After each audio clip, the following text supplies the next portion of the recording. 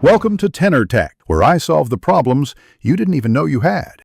In this video, I will show how to change 2011 Chevy Equinox headlight bulb. Turn off the ignition and open the hood before you begin. Start by locating the headlight assembly and clearing any debris around it. Remove the battery or shift it for access if needed, then remove the dust cover.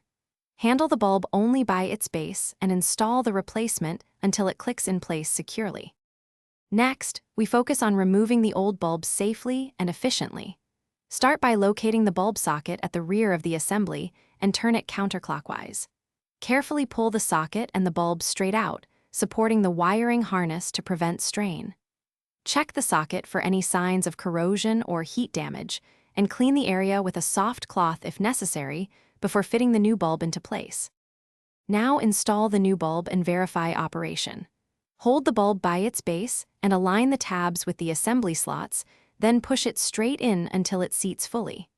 Rotate the socket clockwise to lock it, then replace the dust cover to keep moisture out. Reconnect the negative battery terminal and turn on the headlights to confirm the beam pattern and brightness are correct before closing the hood. Thanks for watching. Subscribe to keep your life in tune.